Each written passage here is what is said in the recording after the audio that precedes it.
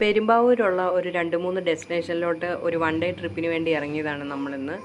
അപ്പോൾ വിയാനും ഞങ്ങളും എല്ലാം രാവിലെ വേഗം ഭക്ഷണം എല്ലാം കഴിച്ച് ഇറങ്ങാൻ തുടങ്ങി. നമ്മൾ വെളുപ്പിന് ഇറങ്ങണം എന്നായിരുന്നു പ്ലാന്, പക്ഷെ വേഗം എല്ലാവരും വണ്ടിയിലെല്ലാം കയറി കുറച്ച് ഫുഡും കാര്യങ്ങളും എല്ലാം എടുത്ത് നമ്മൾ പ്രിപ്പയർഡായി. ഇപ്പം നമ്മൾ നിൽക്കുന്നത് കളമശ്ശേരിയിലാണ്. കളമശ്ശേരിയിൽ നിന്ന് നമ്മൾ ആലുവ ചെന്ന് എൻ്റെ ഒരു ഫ്രണ്ടിനെയും കൂടെ കൂട്ടിയിട്ട് വേണം നമുക്ക് പോകാൻ. അതുകൊണ്ട് നമ്മൾ ആലുവ വഴി ഒന്ന് കളമശ്ശേരിയിൽ നിന്ന് നമ്മൾ ആലുവ ചെന്ന് അവിടുന്ന് രാജഗിരി ഹോസ്പിറ്റലിൻ്റെ ഫ്രണ്ടിൽ കൂടെ ഭൂതത്താൻകെട്ടിലേക്ക് പോകുന്നത്. അപ്പോൾ നമ്മുടെ ഫസ്റ്റ് ഡെസ്റ്റിനേഷൻ ഭൂതത്താൻകെട്ടാണ്. അപ്പോൾ പെരുമ്പാവൂർ പോയിട്ട് നമ്മുടെ ഒരു ഫ്രണ്ടിൻ്റെ അമ്മയും കൂടെ നമ്മുടെ കൂടെ കൂടാനുണ്ട്. അപ്പോൾ അവരും കൂടെ വന്നിട്ട് വേണം നമുക്ക് ഭൂതത്താൻകെട്ടിലേക്ക് പോകാൻ. അപ്പോൾ നമ്മളിപ്പോൾ നേരെ അങ്ങോട്ടാണ് പോയിക്കൊണ്ടിരിക്കുന്നത്. നല്ല പാടങ്ങളൊക്കെ കണ്ടു കഴിഞ്ഞ് ചെല്ലുമ്പോൾ ഉള്ളൊരു നല്ലൊരു ഡെസ്റ്റിനേഷനാണ്. അവിടെ ആൾക്കാരെല്ലാം ഈവനിങ്ങിൽ വന്ന് എൻജോയ് ചെയ്തിങ്ങനെ ഇരിക്കുന്നത് കണ്ടിട്ടുണ്ട്. ചെറിയ ചായയൊക്കെ കുടിച്ചിരിക്കാൻ പറ്റിയ നല്ലൊരു ലൊക്കേഷനാണത്. എന്തായാലും നമ്മളിപ്പോൾ അവിടെ നിൽക്കുന്നില്ല, നമ്മൾ നേരെ പോയി. അപ്പോൾ നമ്മുടെ ഫ്രണ്ടിൻ്റെ അമ്മയും കൂടെ കയറിയിട്ടുണ്ട്.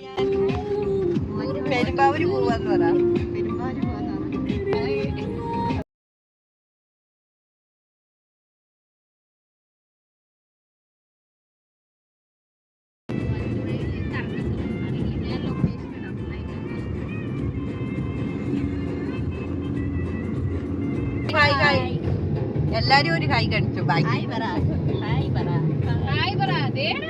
അങ്ങനെ ഇപ്പോൾ നമ്മൾ നമ്മുടെ ഫ്രണ്ടിൻ്റെ വീട്ടിലേക്ക് വന്നു. അപ്പോൾ അവരവിടെ നമ്മൾ ചെല്ലുമെന്ന് പറഞ്ഞ് ഫുഡൊക്കെ ഉണ്ടാക്കി വീഴുന്നു.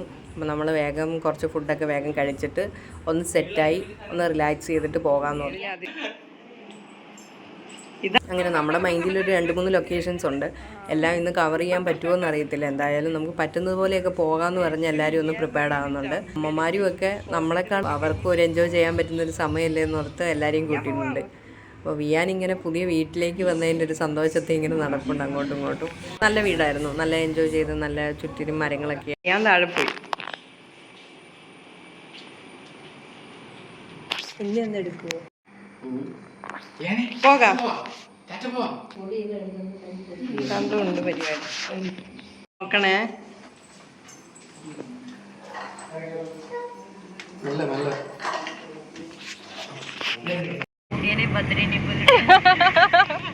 അതാണ്ടടാ, നമ്മൾ പ്രതീക്ഷിക്കാത്ത പോലെ ആൾക്കാർ കൂടിയത് കൊണ്ട് നമ്മൾ വേറൊരു കാറും കൂടെ എടുത്തിട്ടുണ്ട്. അപ്പം നമ്മുടെ അമ്മമാരും ഫ്രണ്ട്സും എല്ലാം അധികം കയറി, കൂടെ വിയാനും കൂടെ കയറിയിട്ടുണ്ട്. ഞങ്ങൾ ബാക്കി ഇരുന്ന് നമ്മളെ വാച്ച് ചെയ്തുകൊണ്ടിരിക്കുന്നുണ്ട് വണ്ടിയിൽ. എന്തായാലും നമ്മൾ ബാക്കിൽ അവരെ ഫോളോ ചെയ്ത് പോകാമെന്ന് ഓർത്തു. നമുക്ക് വഴിയൊന്നും അറിയാത്തതുകൊണ്ട് അവർ പെട്രോളൊക്കെ അടിക്കുന്നുണ്ട്. പെട്രോളെല്ലാം അടിച്ച് വേണ്ട നമ്മുടെ ലൊക്കേഷനിലൊക്കെ പോയിക്കൊണ്ടിരിക്കുകയാണ്. അതാണ്ടാ വിയാൻ പുറകിരുന്ന് നോക്കിക്കൊണ്ടിരിക്കുന്നുണ്ട്. എന്തായാലും അവർ ഫ്രണ്ടിൽ പോകുന്നുണ്ട്. നമ്മൾ സൺഡേ ആയിട്ട് മേലോട്ട് നോക്കിയിരിക്കുമ്പോഴാണ് എൻ്റെ ഫ്രണ്ട് പറഞ്ഞത്, നിങ്ങൾ ഇങ്ങോട്ട് പോരെ, നമുക്ക് പെരുമ്പാവൂർ സൈഡൊക്കെ ഒരു 1 ഡേ ട്രിപ്പ് കറങ്ങാം. അങ്ങനെ നമ്മൾ ഇറങ്ങിയതാണ്. അങ്ങനെ നമ്മുടെ ലൊക്കേഷനിൽ നമ്മൾ എത്തിയിട്ടുണ്ട്. ഫസ്റ്റ് ഡെസ്റ്റിനേഷൻ പെരിയാർ നദീതട ജലസേചന പദ്ധതി ഭൂതത്താൻകെട്ട് ബാരേജ് അങ്ങനെ എഴുതിയേക്കുന്ന ആ ഒരു കവാടം കടന്ന് നമ്മൾ ഉള്ളിലോട്ട് കയറി. അപ്പോൾ ഉള്ളിലോട്ട് കയറിയപ്പോൾ നമുക്ക് ലെഫ്റ്റ് സൈഡിൽ നമുക്ക് ഉള്ളിലോട്ട് കയറാനുള്ള പേയ്മെൻറ്റിൻ്റെയൊക്കെ ഒരു ചെറിയ ബോർഡൊക്കെ വെച്ചിട്ടുണ്ട്. എന്തായാലും നമ്മൾ പേയ്മെൻ്റ് എല്ലാം ചെയ്ത് അകത്തോട്ട് കയറുവാണ്. ഇപ്പുറത്ത് അവരുടെ ഒരു ഓഫീസും കാര്യങ്ങളും എല്ലാം ഉണ്ട്. ലെഫ്റ്റ് സൈഡിൽ ഇതുപോലെ വലിയൊരു പാർക്കും നമുക്ക് കാണാം. ഈവനിങ്സിലൊക്കെ പേരൻസിനൊക്കെ വന്നിരിക്കാനും പിള്ളേർക്കൊക്കെ എൻജോയ് ചെയ്യാനും പറ്റിയ നല്ലൊരു പാർക്കാണ്.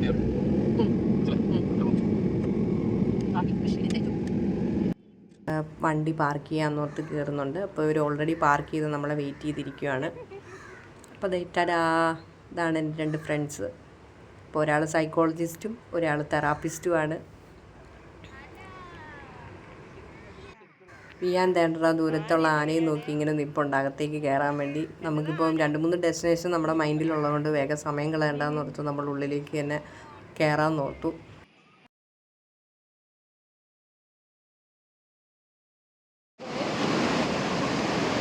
അപ്പോൾ എല്ലാവർക്കും ഒന്ന് വൈകുന്നേരം വന്നൊന്ന് നടന്നിട്ടൊക്കെ പോകാനും ഒന്ന് കുറച്ച് കാറ്റൊക്കെ കൊണ്ട് നടക്കാനും ഒക്കെ പറ്റിയ നല്ലൊരു ലൊക്കേഷനാണ്. പെരുമ്പാവൂർ സൈഡിൽ വരാത്തവർക്കൊക്കെ വരാം.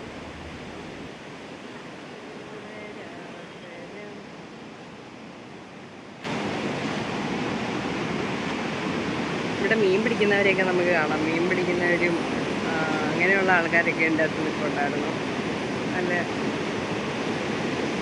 അങ്ങ് സൈഡിൽ കണ്ട അവിടെയും നമുക്ക് ഇരിക്കാൻ തോന്നും. പോയി വെള്ളത്തിലൊക്കെ ഇറങ്ങേണ്ടവർക്ക് ഇറങ്ങാതിരിക്കും. സോ ഇപ്പുറത്തെ സൈഡിൽ ഒരു പാർക്ക് നമുക്ക് കഴിഞ്ഞാൽ ഡാമിൻ്റെ അപ്പുറത്തെ സൈഡിലേക്ക് നമുക്ക് എത്താൻ പറ്റും. അവിടെ നമുക്ക് വണ്ടി പാർക്ക് ചെയ്താൽ ഉള്ളിലോട്ട് ട്രക്കിങ്ങിനൊക്കെ പോകാൻ ഈസി ആയിരിക്കും. പക്ഷെ നമ്മളെന്തോ ഇതുവഴി നടക്കാമെന്ന് ഓർത്ത് നമ്മൾ വണ്ടി ഇപ്പുറത്ത് പാർക്ക് ചെയ്തിട്ട് നമ്മൾ ഉള്ളിൽ കൂടെ നടന്നു പോവാണ്. അപ്പോൾ നമ്മളങ്ങനെ നടന്ന് കുറച്ച് സെൽഫി എല്ലാം എടുത്ത് നമ്മുടെ കാടിൻ്റെ ഉള്ളിലേക്കൊന്ന് നടക്കാം, നമ്മുടെ ഭൂതത്താങ്കെട്ടൊന്ന് നേരിട്ട് കാണാമെന്നോർത്ത് നടക്കുവാണ്. ഇത് പുതിയ ഡാമാണ്, ഭൂതം കെട്ടിയ ഡാം എന്ന് പറയുന്നത് വേറൊരെണ്ണം ആ കാടിനുള്ളിലുണ്ട്. അപ്പോൾ നമ്മൾ അത് കാണാനാണ് ഇപ്പോൾ പോകാൻ പോകുന്നത്.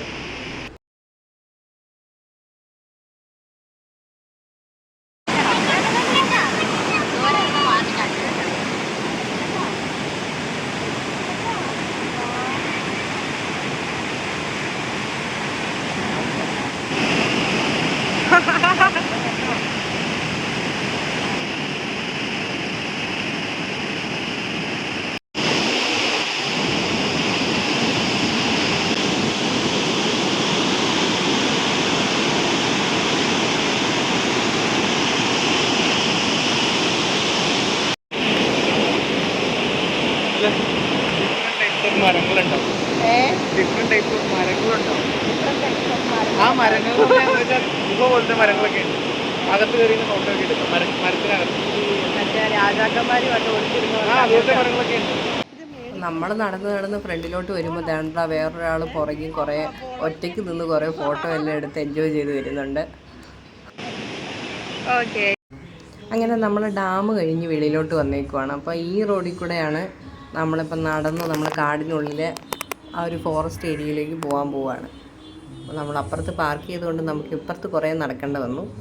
നമുക്ക് ഇതുകൊണ്ട് ലെഫ്റ്റ് സൈഡിൽ ഇതുപോലൊരു കനാൽ കാണാം, മൊത്തം ചെളിയും ആകെ ഒരുമാതിരി കിടക്കുവാണ്. എന്താ അതിൻ്റെ ഉദ്ദേശം നടത്തില്ല, ഡാമിൻ്റെ തന്നെ ഏതൊരു പാർട്ടായിരിക്കും, വെള്ളമൊക്കെ കളക്ട് ചെയ്യാൻ വേണ്ടിയുള്ളതായിരിക്കാം. എന്നാലും നമ്മൾ അത് കടന്ന് മുമ്പോട്ട് നീങ്ങിക്കൊണ്ടിരിക്കുകയാണ്. അപ്പോൾ നമുക്ക് ഇങ്ങനെ ഒരു ലൊക്കേഷൻ നമുക്ക് കാണാൻ പറ്റും. അപ്പോൾ ഈ ഒരു ലൊക്കേഷനിലും കൂടെ വന്നപ്പോഴത്തേക്കും ഇത് നമ്മുടെ ഫോറസ്റ്റ് ഏരിയയിലോട്ടുള്ള ഒരു എൻട്രി ഭാഗവും അവിടെ ടിക്കറ്റും പേയ്മെൻറ്റും കാര്യങ്ങളും എല്ലാം അവിടെയും ഉണ്ട്.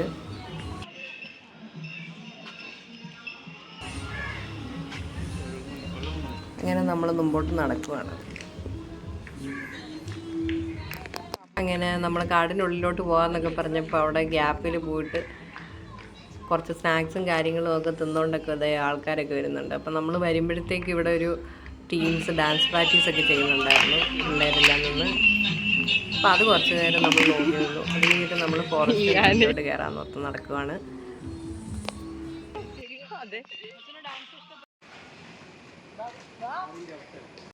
അപ്പോൾ നമുക്ക് പോകുന്ന വഴിക്ക് നമ്മളെ ഹെൽപ്പ് ചെയ്യാൻ വേണ്ടി തങ്കപ്പച്ചേട്ടൻ നമ്മുടെ കൂടെ ഉണ്ട്. ഫോറസ്റ്റിലോട്ട് നമ്മൾ കയറി കഴിഞ്ഞപ്പോഴത്തേക്കും തന്നെ ആ ഒരു മരങ്ങളൊക്കെ നിൽക്കുന്നതുകൊണ്ടുള്ളൊരു ആ ഒരു തണുപ്പുണ്ടല്ലോ, ഒരു രക്ഷയില്ല. നല്ല ചൂടത്തു നിന്നാണ് നമ്മൾ അകത്തോട്ട് കയറിയത്. അപ്പം നല്ലൊരു സുഖം ഉണ്ടായിരുന്നു അകത്ത്. വീടൊക്കെ നിർമ്മിക്കുന്ന മരുന്ന് എന്ന് പറഞ്ഞ മരം, ചെറിയൊരു പാമ്പ് ഒരു വിഷം തീണ്ടിയാൽ ഓടിയൊന്നും ഒരു പച്ചരി ചെയ്ത് കൊടുക്കണം മരമാണ് ഇത്. ഇതിൻ്റെ തൊലി കല്ലിനടിച്ചെടുത്ത് തളിച്ചാൽ നീര് പാമ്പ് അടിച്ചൊക്കെ വെച്ച് നമുക്ക് വേദന എടുക്കില്ല. ഇത് അരച്ചിട്ട കാലിന് നീര് വെത്തില്ല. എൻ്റെ പേര് മടക്ക. നിങ്ങൾക്ക് പറഞ്ഞുകൂടെ ഇഷ്ടമാണോ? ഇതാണ് ആടലോടകം.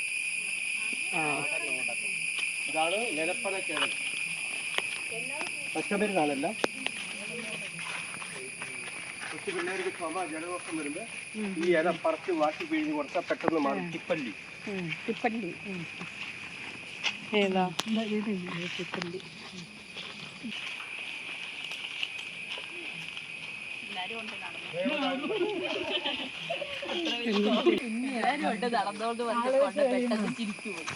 കളറായി. അന്നേരം എൻ്റെ പേര് കാനന സുന്ദരി. ഈ തൊലികൾ ഇങ്ങനെ കീറികളുണ്ടോ, ഇവിടെയൊക്കെ കാട്ടാൻ ഇറങ്ങുന്നത് കുത്തിപ്പൊടിച്ച് തരുന്നേ. മുന്നോട്ട് പോകണം. എന്തോ മനസ്സിലായില്ല, മനസ്സിലാക്കി സമയം പൊട്ടിച്ചേർന്നോ? പൊട്ടിച്ചു. ഒരാളെ പിടിച്ചു.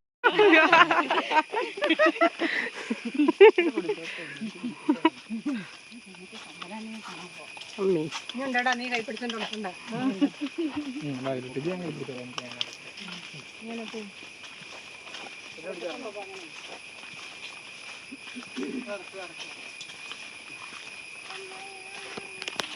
കൊമ്പനാനെ പറ്റിട്ടോ. 160 വയസ്സായ മരമാണ് തീപ്പട്ടി ഉണ്ടാക്കുന്ന മരം. മക്കള് അതിന്റെ പേര് എലവ്.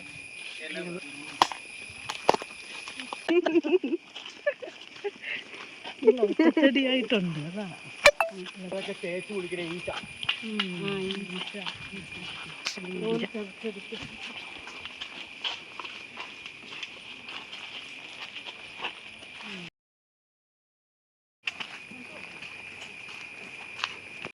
ആനത്താര നല്ല വേനയ്ക്ക് നിങ്ങളോടൊന്നും മിണ്ടാൻ പാടില്ല എന്ന് പറഞ്ഞാൽ കൊണ്ടുപോകും. കാരണം ഒരു 350 മീറ്റർ ആന എപ്പോഴും വന്നുകൊണ്ടിരിക്കുന്നത് ഉണ്ടെങ്കിൽ അറിയണത് ചെവി അടിക്കണം വെച്ചാൽ. പിന്നെ കാറ്റ് ഇങ്ങോട്ടാണ് അവരുടെ സ്മെല്ല് ഞങ്ങൾക്ക് കിട്ടും, നിങ്ങൾക്ക് കിട്ടില്ല. എന്നിട്ട് അത് ആനയാണെന്ന് അറിഞ്ഞാൽ നിങ്ങൾ മാറ്റി എടുത്തിട്ട് ഞങ്ങൾ പോയി നോക്കും എവിടെ എത്ര എണ്ണം ഉണ്ടെന്ന്. ഇങ്ങോട്ട് അടുത്തടുത്ത് വരുവാണെങ്കിൽ ചിലപ്പോൾ പോകില്ല, തിരിച്ചു പോകും. സ്മെല്ല് അറിയാൻ പറ്റും. ഇവിടെ അപകടങ്ങൾ ഉണ്ടായിട്ടുണ്ട് കേട്ടാ. ഇഷ്ടം പോലെ പല പെണ്ണുങ്ങൾ ഓടി കൈ കാലൊക്കെ ഓടിക്കണ്ട്. ആനേനെ കണ്ടു ഓടിയതാ. പക്ഷെ ആന അവിടെ തന്നെ നിൽക്കും, ഇവരുടെ ഓട്ടം നിൽക്കണില്ല. പകല് എപ്പോ നീ പക്ഷെ ആനയൊക്കെ വന്ന് കണ്ടു നോക്കിയിട്ടല്ല, അവരുടെ സ്ഥലമാണ്.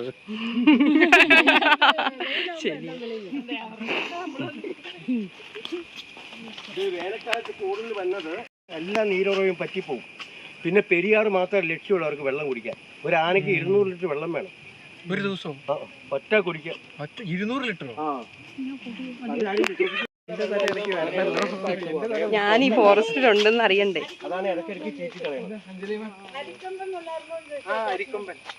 വന്നായിരുന്നു അരിക്കൊമ്പൻ. വീട്ടിലോട്ട് വന്നില്ല, ആ വഴിക്ക് പോയിന്നാ പറഞ്ഞു.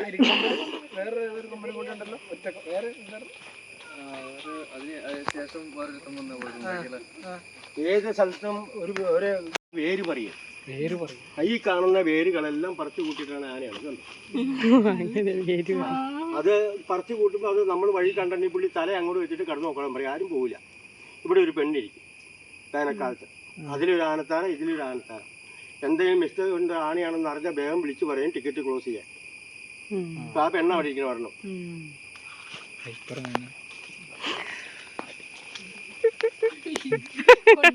മരങ്ങളെ നശിപ്പിക്കുന്ന ക്യാൻസർ വള്ളിയാണ് ഈ വള്ളി. വന്നിട്ട് 15 കൊല്ലം ആവണുള്ളൂ. 36 കൊല്ലം കഴിയുമ്പോൾ ഈ മരത്തെ കാണില്ല, ഈ വള്ളി തിന്നു കയറും. അത് കളഞ്ഞു കഴിഞ്ഞാൽ എനിക്കിങ്ങനെ പറയാൻ പറ്റുമോ? ഇതിന്റെ കാരണം ഇത് ഉണ്ടാവണത് നിലത്ത് നല്ല പോണത്. ഈ വള്ളിയുടെ ഇലകളാണ് ഈ തൊട്ടടുത്ത് കാണുന്നത്. കണ്ടോ, ഈ മരത്തിന്റെ ചില്ലകളൊക്കെ ഏറ്റവും ഉയരത്തിലാണ്. ഈ വള്ളിയിൽ കാപ്പിക്കുരു പോലെയുള്ള പഴം ഉണ്ടാവും. പക്ഷികൾ കഴിക്കുക, അടുത്ത മരത്തിൽ പോയി കാത്തിച്ച് കൂട്ടി വയ്ക്കും. മഴ പെയ്ത് ഈർപ്പം തട്ടുമ്പോൾ അത് മോളിൽ നിന്ന് ഇറങ്ങി വരും. കണ്ടോ, മോളിൽ നിന്ന് ഇറങ്ങി വന്ന് ഭൂമിയിൽ ഇറത്ത് കൊടുത്ത് പയ്യെ ഒതുക്കി പിടിക്കുക. ഇനിയിപ്പോൾ അഥവാ ഇത് വെട്ടിക്കളഞ്ഞു, ഇത് ഞാൻ വെട്ടിക്കളഞ്ഞ കണ്ടോ, ചോര പോലെ പിന്നെയും വരും. കാറ്റിലാടി വീണ്ടും പിടിക്കും മരത്തിൽ. പിടിച്ചിരിക്കുന്ന മരമാണ് ഏഴിലം പാല. ഇതിനെ ആശ്രയിച്ച് ജീവിക്കുന്നതായിരിക്കും അല്ലേ?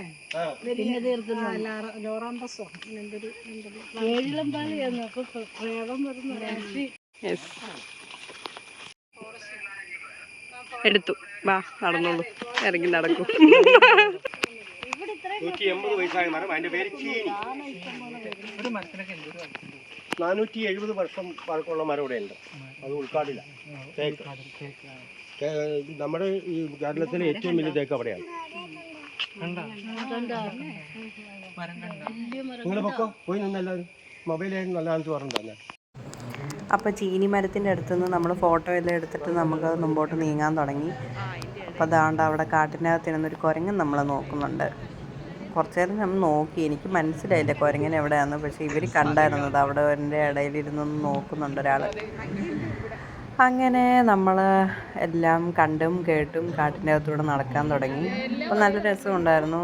നല്ല ഒരു ഗൈഡുള്ളത് എപ്പോഴും നല്ലതാണ്. നമുക്ക് കാര്യങ്ങളെല്ലാം കൂടുതൽ അറിയാനും എല്ലാത്തിനും. കേട്ടിങ്ങനെ നടക്കുമ്പോൾ അത് വേറൊരു സുഖമാണ്. അപ്പോൾ അതേ നടന്ന് വരുമ്പോഴത്തേക്ക് ഇവിടെ ഒരു എന്താ പറയുക, നമ്മൾ പാമ്പിൻ്റെ പൊത്ത് പോലെ. അപ്പം നമ്മളിങ്ങനെ സിനിമയിൽ കണ്ടിട്ടുണ്ടല്ലോ പാമ്പ്. അത് ചെതലിൻ്റെ കൂടാണ് അങ്ങനെ കൂടിയിരിക്കുന്നത്. നമ്മളത് സിനിമകളിലൊക്കെ പാമ്പിൻ്റെ പൊത്തായിട്ടാണ് നമ്മൾ കണ്ടിട്ടുള്ളത്.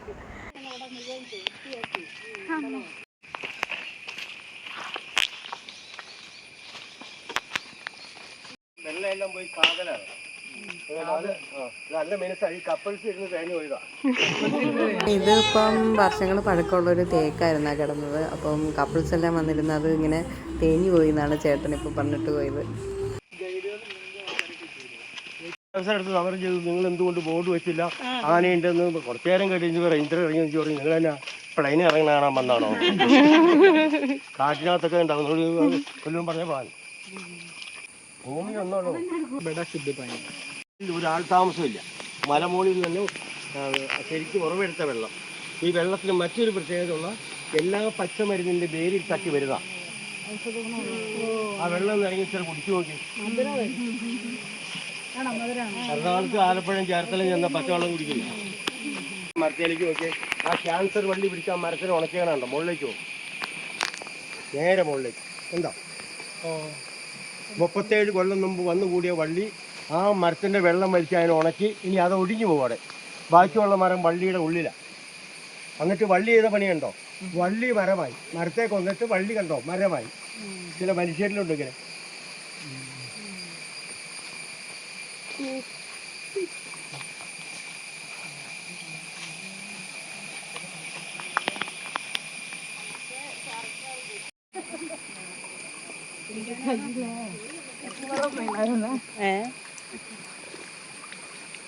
കുഴപ്പമൊന്നുമില്ല, നല്ല ചൂട്, നല്ല വെള്ളമല്ലേ.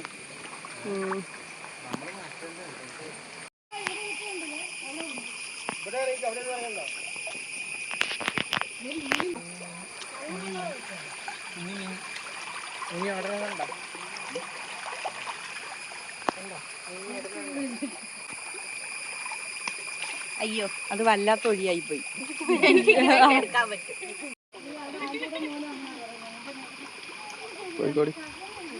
അഞ്ജലിക്ക് ഡിസ്റ്റർബൻസ് ആവും.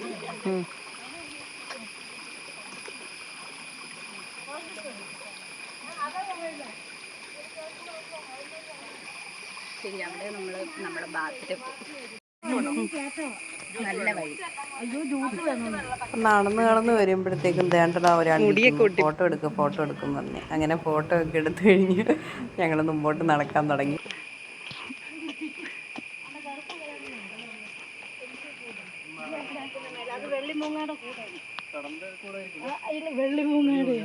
ഏതാ കറുപ്പ് കളറിൽ മേളിൽ, ഏറ്റവും മേളില്.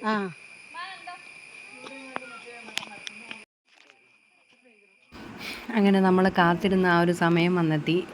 ഗുഹയുടെ അടുത്ത് നമ്മൾ എത്തിയിട്ടുണ്ട്. അപ്പം ഗുഹയിലോട്ട് കയറാൻ വേണ്ടി നമ്മൾ സാധനങ്ങളൊക്കെ നമ്മൾ അമ്മമാരെ ഏൽപ്പിച്ചിട്ട് അവർക്ക് എന്തായാലും മേളിലോട്ട് കയറാൻ ബുദ്ധിമുട്ടുണ്ടെന്ന് പറഞ്ഞു.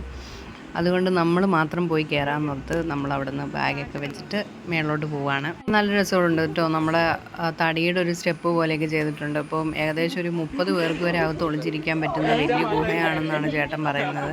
അപ്പം നമുക്ക് അറിഞ്ഞുകൂടാ, നമ്മൾ ആദ്യമായിട്ട് വന്നതുകൊണ്ട്. എന്തായാലും നമുക്ക് അകത്ത് കയറാം. പക്ഷെ മഴയൊക്കെ പെയ്തിട്ടുള്ളതുകൊണ്ട് കുറച്ച് സ്ലിപ്പറി ആയിട്ടുണ്ടായിരുന്നു. കയറുമ്പോൾ നല്ല സൂക്ഷിച്ച് തന്നെ കയറണം. പിന്നെ ഞങ്ങൾ ഓരോരുത്തരായിട്ട് അതിൻ്റെ പൊക്കത്തോട്ട് കയറാമെന്ന് ഓർത്തു. കണ്ടോ പാറയൊക്കെ കണ്ടോ, ആ ഗ്ലേസിങ് ആയിട്ട് കിടക്കുന്നു, പായൽ പോലെയൊക്കെ വന്ന് വെള്ളമൊക്കെ ആയിട്ട്. എന്തായാലും നമുക്ക് മേളിലോട്ട് വലിഞ്ഞു കയറാം. അങ്ങനെ തേടാ ഞാനും അതിൻ്റെ അകത്തോട്ട് കയറി. ഉള്ളിലോട്ട് നോക്കുമ്പോൾ നല്ല ഇരുട്ടാണ്.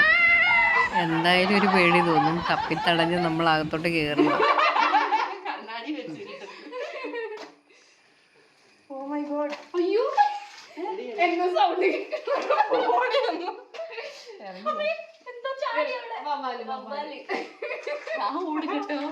കേട്ടോ, ആ ചേട്ടൻ പറഞ്ഞ പോലെ തന്നെ ഒരു 10-30 പേർക്ക് നമുക്ക് അകത്ത് കയറി ഇരിക്കാൻ പറ്റുന്ന നല്ല ഗ്യാപ്പുള്ള ഗുഹയാണ്. അപ്പോൾ പാറയുടെ ഇടയിൽ ആ വിടവ്. ഞങ്ങളകത്ത് കയറി കുറേ നേരം അതിൻ്റെ അകത്ത് ഇരുന്നു. അപ്പം അകത്ത് നല്ല തണുപ്പുണ്ട്, എന്നാലും ഒരു പേടിയുണ്ട്, ഇനി അകത്ത് എന്തെങ്കിലും ഉണ്ടോ.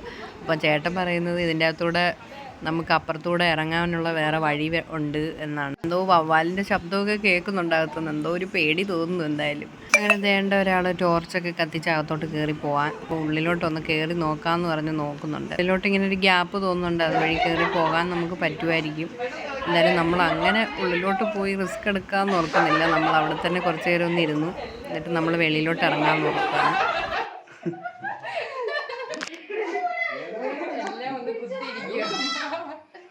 പാറയായതുകൊണ്ടും പൊത്തായതുകൊണ്ടും അകത്ത് വേറെ മൃഗങ്ങൾ ഇരിപ്പുണ്ടോ എന്ന് തന്നെ നമുക്ക് അറിഞ്ഞുകൂടാ. എന്തായാലും നമ്മൾ അവിടെ തന്നെ കുറച്ച് നേരം കുത്തിയിരുന്നു. കുറച്ച് ഫോട്ടോസൊക്കെ എടുത്തിട്ട് ഇറങ്ങാമെന്ന് ഓർക്കുന്നുണ്ട്. ഇത് കൊള്ളാല്ലേ, അകത്ത് കയറാനൊരു പ്രയാസം ഉണ്ടായിരുന്നു. എന്തായാലും അടിപൊളിയായി. കാടിനുള്ളിൽ കൂടെ ആ ഒരു പോക്കും ഇതിൻ്റെ അകത്ത് ഗുഹയ്ക്കകത്തൊക്കെ കയറുമ്പോഴൊക്കെ നമുക്ക് ആ ഒരു എൻജോയ്മെൻറ്റിലേക്ക് നമ്മൾ വരുള്ളൂ. നമ്മളെ ഗൈഡ് ചെയ്യാൻ ആ ചേട്ടൻ നന്നായിട്ട് നമുക്ക് കാര്യങ്ങളും എല്ലാം പറഞ്ഞു തരുന്നുണ്ടായിരുന്നു. അതുകൊണ്ട് നമുക്കൊന്നും കൂടെ എൻജോയ് ചെയ്ത് വരാൻ പറ്റി.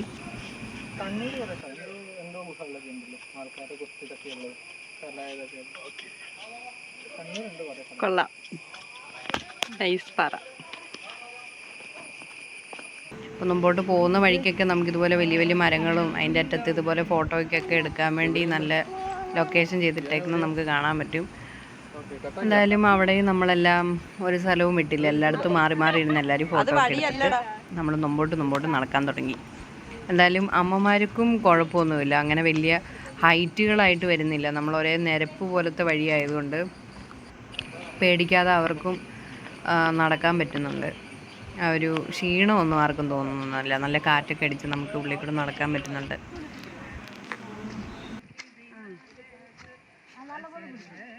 അങ്ങനെ നമ്മൾ ഭൂതത്താൻകെട്ടിൻ്റെ അടുത്തേക്ക് അടുക്കുന്ന സമയത്ത് അവിടെ നല്ലൊരു വട്ടത്തിൽ ഇങ്ങനെ ഒരു 5-6 ഊഞ്ഞാലൊക്കെ കെട്ടിയിട്ടുണ്ടായിരുന്നു. അപ്പോൾ എല്ലാവരും മാറി മാറി ആടി. ജെയ്സൻ്റെ അമ്മേനെ ഇരുത്തി ആട്ടിക്കൊടുക്കുന്നുണ്ട്. അങ്ങനെ അമ്മയും മോനും ഇരുന്ന് ഊഞ്ഞാലാടുവാണ്. എല്ലാവരും തന്നെ ഊഞ്ഞാൽ മാറി മാറി ആടി കേട്ടോ, ആരും വിട്ടുകൊടുത്തില്ല. എല്ലാവരും ആദ്യം ഒരു ചമ്മലൊക്കെ ആയിട്ട് ഇങ്ങനെ ഒരു നനവൊക്കെ കണ്ടുകൊണ്ട് ഇങ്ങനെ ഇരുന്നെങ്കിലും എല്ലാവരും മാറി മാറി ആടാൻ തുടങ്ങി. അങ്ങനെ കുറച്ച് നേരം നമ്മൾ അവിടെ സ്പെൻഡ് ചെയ്തു ടൈം. അപ്പം നമ്മുടെ കൂടെ വന്നതാണ് വേറൊരു ഫാമിലി അവരും. അപ്പം അവരും അച്ഛനും അമ്മയും കുച്ചുമായിട്ട് 3 പേരും ഇതേപോലെ ഊഞ്ഞാലെല്ലാം ആടി എൻജോയ് ചെയ്യുന്നുണ്ടായിരുന്നു.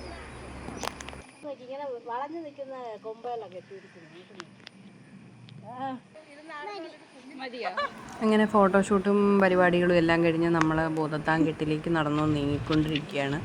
അപ്പോൾ അതേണ്ട അവിടെ അമ്മമാരെല്ലാം പോയി അവിടെ ഇരുന്നു. ചേട്ടന് നമുക്ക് വേണ്ടി വെയിറ്റ്. നമ്മളെല്ലാവരും പാറപ്പുറത്തെല്ലാം ഓരോ സീറ്റുകളിലൊക്കെ കയറി ഇരുന്ന് റെഡി ആയിട്ടിരിക്കുകയാണ്. അപ്പോൾ നമ്മൾ അപ്പുറത്ത് കാണുന്നതാണ് ഭൂതത്താൻകെട്ടെന്ന് പറയുന്നത്. ഭൂതങ്ങൾ ഉണ്ടാക്കിയെന്ന് പറയുന്ന ആ ഒരു കെട്ട് ശരിക്കും കാണുന്നതാണ്. മറ്റേ അപ്പുറത്ത് കണ്ടത് നമ്മൾ പുതിയൊരു ഡാമാണ്.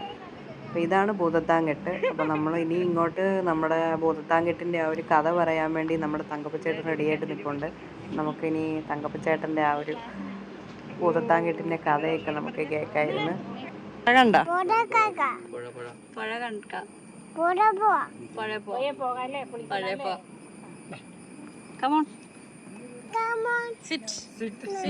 എന്റെ വീട് നേരെ അവിടെയൊക്കെ ബാധിച്ചത് അങ്ങോട്ടാണ്. ഞാൻ ജനിച്ചതും വളർന്നതോടെ 71 വയസ്സായി. അപ്പൊ ഈ വനത്തിന്റെ മുഴുവൻ സ്ഥലവും ഞാൻ ഒറ്റയ്ക്ക് പോയി കണ്ടിട്ടുള്ളൂ. ആ കണ്ടതിന്റെ കഥയാണ് പറയുന്നത്. ഇവിടുന്ന് 25 വർഷമായിട്ട് മിക്ക TV ചാനലിലും ഈ കഥ ഞാൻ പറയുന്നത്. അവിടെ ഇരുന്നു. കേരളത്തിലെ 44 നദി ഒഴുകുന്നതിൽ ഏറ്റവും നീളം കൂടിയ നദിയാണ് പെരിയാർ. ആ പെരിയാറിന്റെ ഹൃദയ ഭാഗത്താണ് നമ്മളിരിക്കുന്നത്. 44 നദി ഒഴുകുന്നതിൽ 3 നദി കിഴക്കോട്ടും ബാക്കി 41 പടിഞ്ഞാട്ടും ഒഴുകും. 3 നദി കിഴക്കോട്ട് ഒഴുകുന്ന കബനി, ഭവാനി, പാമ്പാർ. ഏറ്റവും നീളം കൂടിയത് പെരിയാറും ഏറ്റവും വീതിയുള്ളത് ഭാരതപ്പുഴയാണ്. അപ്പം അതിൻ്റെ ഈ പെരിയാറിൻ്റെ അങ്ങേവശം ആൾക്കാർ താമസമുണ്ട്. അത് എറണാകുളം ജില്ല, നമ്മൾ ഇരിക്കുന്ന ഇടുക്കി ജില്ല. ഇതിൻ്റെ വട്ടമാണ് ഭൂതങ്ങൾ. ഈ ഇരിക്കുന്ന കല്ലിൻ്റെ വലുപ്പത്തിൽ അങ്ങേയറ്റം വരെ ഭൂതങ്ങൾ 2500 കൊല്ലം മുമ്പ് കല്ലിൽ ദാട്ട് ചെയ്ത് മുട്ടിച്ചത്. പക്ഷെ അതിൻ്റെ 1/3 ഭാഗമുള്ളൂ ഇപ്പോൾ. കാരണം 1957 ഭൂതത്താൻകെട്ട് പഴയ ഡാം പണിത് ആ 15 ഷട്ടർ ഓപ്പൺ ചെയ്തപ്പോൾ ആലുവയ്ക്ക് പോകുന്ന വെള്ളം ഇവിടെ തടഞ്ഞു നിന്നുകൊണ്ട് അന്നത്തെ സർക്കാർ 3 സ്ഥലങ്ങളിൽ വെടിവെച്ച് കളഞ്ഞു. അപ്പോൾ ആ വെള്ളം 3 സ്ഥലത്തോടെ ഉള്ളൂ, അല്ലെങ്കിൽ ഒരു സ്ഥലത്തോടെ ഉള്ളൂ. ഇതെന്തിനാണ് ഭൂതം കെട്ടിയതെന്ന് വെച്ചാൽ എറണാകുളം ജില്ലയിൽ അവിടെ ഇരുന്ന് നോക്കുമ്പോൾ ഒരു കിണറുണ്ട്. ആ കിണറിനോട് ചേർന്നൊരു തോട് പോയിട്ടുണ്ട്. ആ തോട് പോയി അവസാനിക്കുന്നത് കോതമംഗലം താലൂക്ക് പിണ്ടിമന വില്ലേജ് തൃക്കാരൂർ എന്ന് പറയുന്ന അതിഭയങ്കരമായ ഒരു ശിവക്ഷേത്രത്തിൻ്റെ ഭാഗത്തേക്കാണ് ആ തോട് എത്തിയിരിക്കുന്നത്. നമ്മൾ ഇരിക്കുന്ന ഈ വനത്തിൻ്റെ പേര് മലയാറ്റൂർ ഡിവിഷൻ തുണ്ട റേഞ്ച്. നിങ്ങൾക്കൊന്നും അങ്ങോട്ട് കയറിപ്പോകാനുള്ള അനുവാദമൊന്നുമില്ല. അന്ന് ഞാനിതെല്ലാം പോയിട്ടുണ്ട്.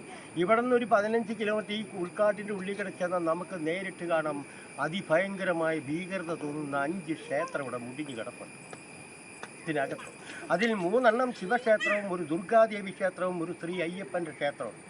ഇത് കൂടാതെ ആയിരക്കണക്കിന് പണ്ട് കാലങ്ങളിൽ മുനികൾ തപസ്സിരുന്ന മുനിയറകളുണ്ട്. 35 കിലോമീറ്റർ നമ്മൾ കാട്ടിക്കട സഞ്ചരിച്ചാൽ 4 സൈസ് ആദിവാസികൾ താമസിക്കുന്ന ഒരു ഊരിൽ ചെല്ലും. ആ ഊരിൽ ചെല്ലുമ്പോൾ അവിടെ ഒരു മലയുണ്ട്, അതിൻ്റെ പേര് കാറ്റൂതി മലയെന്നാണ്. ആ മലയുടെ മുകളിൽ ചെല്ലുമ്പോൾ നമുക്ക് കുറേയൊക്കെ ബോധ്യം വരുന്ന രീതിയിൽ കുറേ പാടുകളുണ്ട്. ആ പാടുകൾ മറ്റൊന്നുമല്ല, 2500 കൊല്ലം മുമ്പ് മനുഷ്യനെ ബലി കൊടുക്കുന്ന ബലിക്കല്ല്. അവിടെ നിന്ന് ഇങ്ങോട്ട് മാറി ഇവിടെ വന്നിട്ട് നേരെ കയറി ചെന്ന 5 കിലോമീറ്റർ ഇവിടെ കയറി ചെന്ന ഇവിടെ ഒരു ക്ഷേത്രം മുടിഞ്ഞെടുപ്പുണ്ട്. അതിൻ്റെ പേര് തുണ്ടത്തിൽ ശിവക്ഷേത്രം. ആ തുണ്ടത്തിൽ ശിവക്ഷേത്രത്തിൻ്റെ ചുറ്റുമതിലുകളും ശിവലിംഗങ്ങളൊക്കെ പൊട്ടിത്തകർന്ന് കിടപ്പുണ്ട്. ആ കൂട്ടത്തിൽ ആ കാലത്ത് മേഞ്ഞ അനേകം ഓടുകൾ, പല രീതിയിലുള്ള ഓടുകൾ പൊട്ടിച്ചതറി കിടപ്പുണ്ട്. 25 വർഷം മുമ്പ് കുറേ ഗവേഷകർ വന്ന് ഈ ഓടുകളൊക്കെ പറക്കിയെടുത്ത് ഇതിനെ പരിശോധനയ്ക്ക് വിട്ടു. 1.5 മാസം കഴിഞ്ഞ് എൻ്റെ റിസൾട്ട് വന്നത് ഇങ്ങനെയാണ്. ഈ ഓട് നിർമ്മിച്ചിട്ട് 2500 കൊല്ലം മുമ്പാണെന്ന് വ്യക്തമായ തെളിവോടുകൂടി എൻ്റെ റിസൾട്ട് വന്നത്. അപ്പം നമ്മളൊന്ന് മനസ്സിലാക്കണം, 2500 കൊല്ലം മുമ്പ് ഓടും ക്ഷേത്രങ്ങളും മുനിയറകളും മനുഷ്യനെ ബലി കൊടുക്കുന്ന കല്ലുകളൊക്കെ ഈ വനാന്തരങ്ങളിൽ തെളിഞ്ഞു കാണുന്നുണ്ടെങ്കിൽ ഒരു കാര്യം സത്യമാണ്, 2500 കൊല്ലം മുമ്പ് ഈ വനാന്തരങ്ങളിലൊക്കെ മനുഷ്യൻ ജീവിച്ചതിൻ്റെ ഏക തെളിവാണ്. പക്ഷേ അന്ന് ഇവിടെ ജീവിച്ചിരുന്ന മനുഷ്യർ മുഴുവൻ ഹിന്ദുക്കളായി. ഹിന്ദു പുരാണമനുസരിച്ച് പരമശിവൻ, പാർവതി, ഗംഗാദേവി, മഹാവിഷ്ണു, ഗണപതി, സരസ്വതി, അങ്ങനെ ഒത്തിരി ദൈവങ്ങളുണ്ടെങ്കിലും പ്രധാനപ്പെട്ട ഒരു ദൈവമാണ് പരമശിവൻ. ഇനിയാണ് കഥ. 2500 കൊല്ലം മുമ്പ് പരമശിവനും പാർവതിയും തുണ്ടത്തിൽ ക്ഷേത്രത്തിൽ വന്നപ്പോൾ പരമശിവൻ പാർവതിയോട് പറഞ്ഞു, എനിക്ക് ഈ പുഴ കടന്ന് തൃക്കാരു ക്ഷേത്രത്തിൽ ഒരു തപസ്സുണ്ട്, അത് മുടക്കാൻ പറ്റില്ല. ആ തപസ്സിന് ഞാൻ പോകണമെങ്കിൽ എൻ്റെ ഭാര്യയായ പാർവതിദേവി ഞാൻ പോയിട്ട് തിരിച്ചു വരുന്നവരെ വളരെ ഭക്തിയോടെയും ശുദ്ധിയോടെയും ക്ഷേത്രത്തിനകത്തിരിക്കണമെന്ന് പരമശിവൻ കൽപ്പിച്ചു. ഇത് കേട്ടപ്പോൾ സത്യമാണെന്ന് കരുതി പാർവതി തലകുലുക്കി സമ്മതിച്ചു. ധൈര്യമായിട്ട് പോയപ്പോൾ തിരിച്ചു വരുന്നവരെ ഈ ക്ഷേത്രത്തിൽ കാണും. അങ്ങനെ അദ്ദേഹത്തെ അവിടെ പിടിച്ചിട്ടിട്ട് പരമശിവൻ ഈ പുഴ കടന്ന് 8 കിലോമീറ്റർ നടന്ന് തപസ്സിന് പോയി. 1 മാസം അവധി പറഞ്ഞു പോയ പരമശിവൻ 3 മാസമായിട്ട് സ്വന്തം ഭാര്യയെ കാണാൻ വരികയോ അന്വേഷിക്കുകയോ എത്തി നോക്കുകയോ തിരിഞ്ഞു നോക്കുകയോ ചെയ്തില്ല. പാർവതിക്കാകെ വിഷമമായി, സങ്കടമായി, ദേഷ്യമായി. ഇദ്ദേഹത്തിന് എന്ത് സംഭവിച്ചു എന്നുപോലും അറിയില്ല. അവസാനം പാർവതി ഒരു തീരുമാനമെടുത്തു, 3 മാസമായിട്ട് എൻ്റെ പതി എന്നെ കാണാൻ വന്നില്ലെങ്കിൽ 1 മാസത്തോടെ കാത്തിരുന്ന് പരമശിവനെ അന്വേഷിച്ചു എന്ന് തീരുമാനിച്ചു. പെട്ടെന്ന് 4 മാസവും കടന്നു. പാർവതി അവിടെ നിന്നിറങ്ങി ഈ പുഴ കടന്ന് 8 കിലോമീറ്റർ താണ്ടി അന്വേഷിച്ച് വന്നപ്പോഴാണ് പരമശിവൻ്റെ തപസ് കണ്ടത് വെറും പച്ച കള്ളമായി. നമ്മൾ പരമശിവനെ കാണുന്ന എങ്ങനെയാണ്? ഈ അടിക്കടി ഇറങ്ങുന്ന സീരിയലിലും പഴയ കലണ്ടറിൽ നോക്കിയാൽ ഏറ്റവും നല്ല പഴയ കലണ്ടറാണ്. അതിനകത്ത് നോക്കുമ്പോൾ തെളിവായിട്ട് കാണാം, കറുത്ത മനുഷ്യനാണ്, കഴുത്തിൽ പാമ്പുണ്ട്, ചൂലുണ്ട്, ഉടുക്കുണ്ട്, ചന്ദ്രക്കലയുണ്ടെങ്കിലും ഒന്നോടെ സൂക്ഷിച്ചു നോക്കിയാൽ വ്യക്തമായിട്ട് കാണാം പരമശിവൻ്റെ ജടയ്ക്കുള്ളിൽ ഒരു പെണ്ണിരിപ്പുണ്ട്, അതാണ് ഗംഗാദേവി. ഇദ്ദേഹം തപസ്സെന്നും പറഞ്ഞു പോയത് ഗംഗാദേവിയും കൊണ്ടാണ്. അവിടെ പോയി 2 പേരും അങ്ങനെ സെറ്റിലായിരിക്കുമ്പോഴാണ് ഇവിടുന്ന് പാർവതിദേവി അന്വേഷിച്ച് ചെല്ലുന്നത്. അവിടെ ചെന്ന് 2 ദേവിയിലും അങ്ങോട്ടും ഇങ്ങോട്ടും മനഃപൂർവ്വം നോക്കി ഒരു പ്രശ്നമായിട്ട് വന്നപ്പോഴത്തേക്ക് ശിവൻ അവിടെ നിന്ന് പയ്യെ മുങ്ങിപ്പോയി.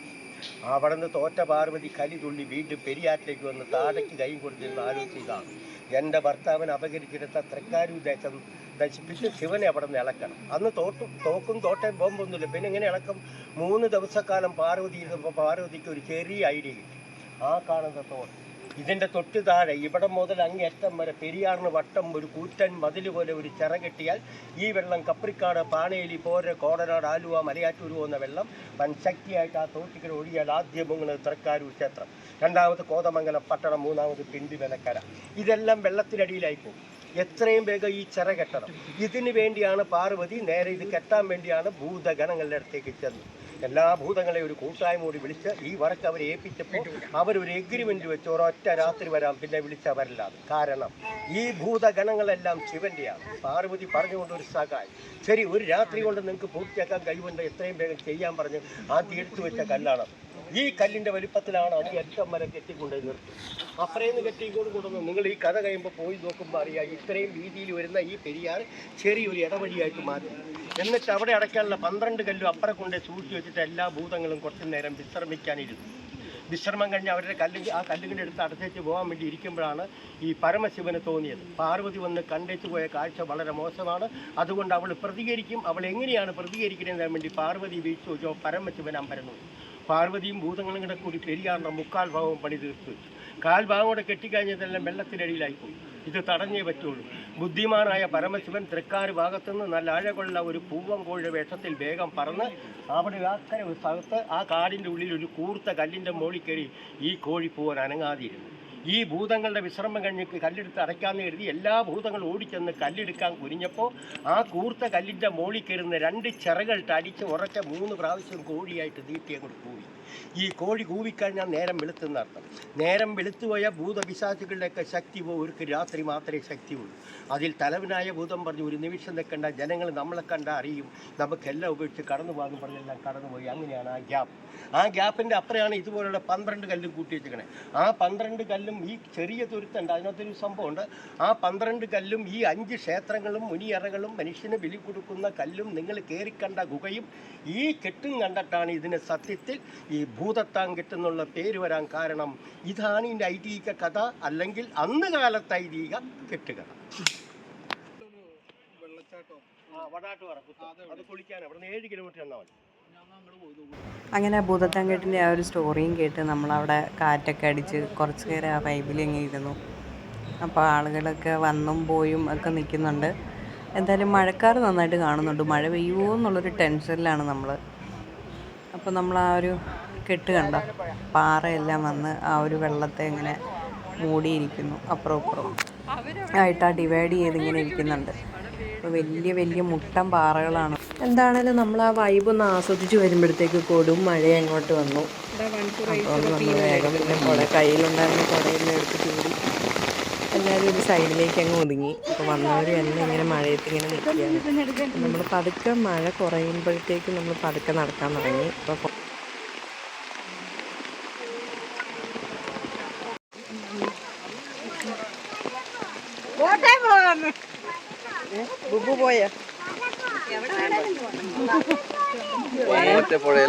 മിനറൽ വാട്ടർ അങ്ങനെ അപ്പം നമ്മൾ വന്ന വഴിയെ തിരിച്ച് നടന്നുകൊണ്ടിരിക്കുകയാണ് ഓരോരുത്തരായിട്ട്. മഴ ഇങ്ങനെ ചാറുന്നുണ്ട്. എന്തായാലും നല്ല നമ്മൾ നന്നായിട്ട് എൻജോയ് ചെയ്തിരുന്നു. നല്ല അടിപൊളിയായിരുന്നു. മഴ പോയത് രക്ഷപ്പെട്ടു. അതും ലൈറ്റ് മഴയൊക്കെ ആയതുകൊണ്ട് ഒന്നും കൂടെ രസമായി. നമ്മുടെ പാറ, നമ്മുടെ സീറ്റ്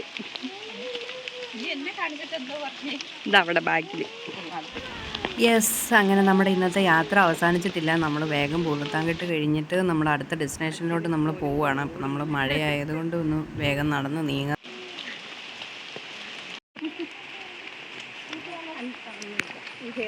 അങ്ങനെ നമ്മൾ നടന്ന് വരുമ്പോഴാണ് ആ ഒരു വെള്ളത്തിൻ്റെ ആ ഒരു ഏരിയ വന്നത്. അപ്പോഴത്തേക്ക് തന്നെ വിയാനെടുത്ത് വെള്ളത്തിലോട്ട് ചാടി. ഇനി കളിച്ചിട്ടേ പോകൂ എന്നുള്ളൊരു ഇതിലായി. എന്തായാലും നമ്മളും കുറച്ച് നേരം ഇവിടെ നിൽക്കാമെന്ന് ഓർത്തു. പാൻറ് നനയുവേ, പാൻറ് നനഞ്ഞു. അതാ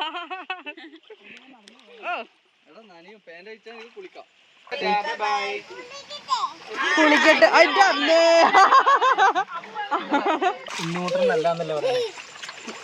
എന്നാ കുറച്ചു. അപ്പോൾ അങ്ങനെ നമ്മൾ എറണാകുളം ജില്ലയിലെ കോതമംഗലത്തിനടുത്തുള്ള ഭൂതത്താങ്കെട്ട് ഗംഭീരമായിട്ട് എല്ലാം സ്റ്റോറി അടക്കം പറഞ്ഞ് കേൾപ്പിച്ച നല്ലൊരു ഗൈഡായിരുന്നു നമ്മളെ കൂടെ ഉണ്ടായിരുന്നു. സ്റ്റോറിയൊക്കെ കേട്ട് ഭൂതത്താങ്കെട്ടൊക്കെ കണ്ട് നമ്മൾ ഊഞ്ഞാലൊക്കെ ആടിയാലോ വിയാനെ? ഊഞ്ഞാലടി വിയാനെ? ഊഞ്ഞാലടിയത് ഇഷ്ടമായോ? പറ, ഊഞ്ഞാലടിയത് ഇഷ്ടമായോ? ഇഷ്ടമായില്ല? ഊഞ്ഞാലൊക്കെ ആടി നമ്മൾ റിട്ടേൺ പോവുകയാണ്. അപ്പോൾ